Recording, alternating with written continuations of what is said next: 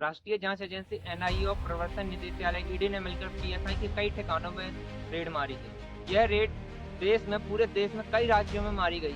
इसमें पीएफआई के राष्ट्रीय अध्यक्ष और 100 से ज्यादा लोगों को गिरफ्तार किया गया और यह देश में पहली बार हुआ है जो टेरर फंडिंग और ट्रेनिंग गतिविधियों में रेड मारी गई है।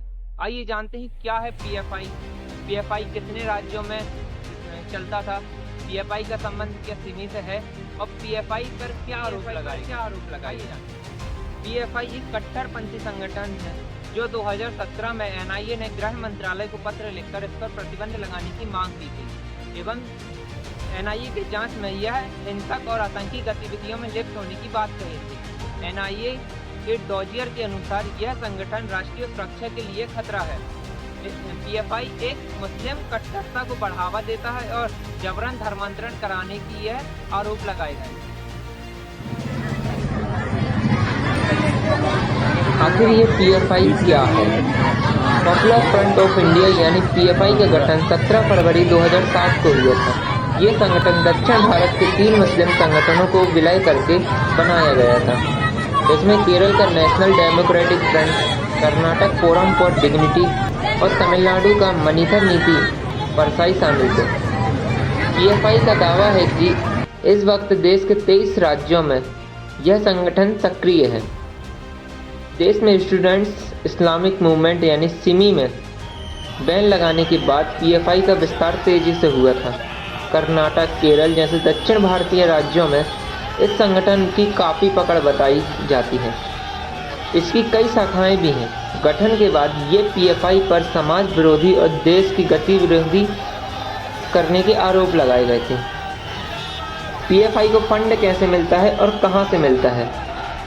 पिछले साल फरवरी में ईडी ने पीएफआई और इसकी student wing campus front of India CFI के 5 सदस्यों के खिलाफ मनी लॉन्ड्रिंग के मामले में चार्जशीट दायर की थी। ईडी की जांच से पता चला कि पीएफआई के राष्ट्रीय अध्यक्ष व राष्ट्रीय महासचिव के.एफ. रऊफ गल्फ देशों से बिजनेस डील की आड़ में पीएफआई के लिए फंड इकट्ठा करता था।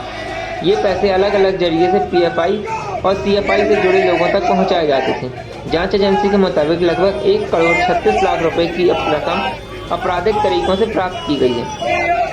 इसका एक हिस्सा भारत में पीएफआई और सीएफआई की अवैध गतिविधियों के संचालन में खर्च किया जाता था।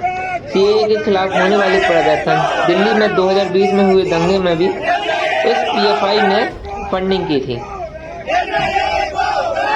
पीएफआई द्वारा 2013 के बाद पैसे ट्रांसफर और कैश डिपॉजिट करने की गतिविधियां तेजी से बढ़ी हैं। जांच एजेंसी का कहना है कि भारत में पीएफआई तक हवाला के जरिए पैसा आता है।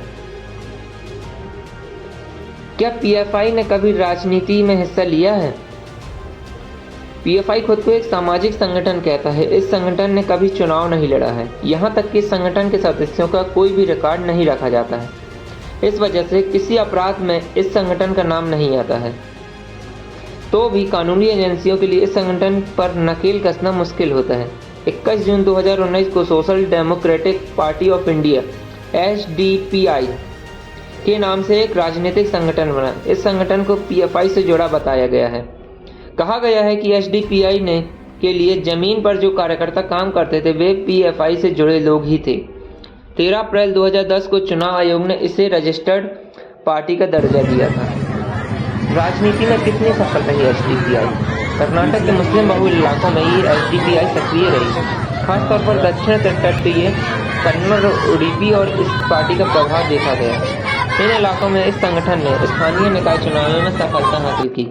आप सभी से निवेदन है कि इस खबरों को या इस तरह की खबरों को बहुत ज़्यादा फैलाया जाए, क्योंकि भारत देश में इस तरह के संगठन चल रहे हैं जिस वजह से अवैध रूप से फंडिंग की जा रही है।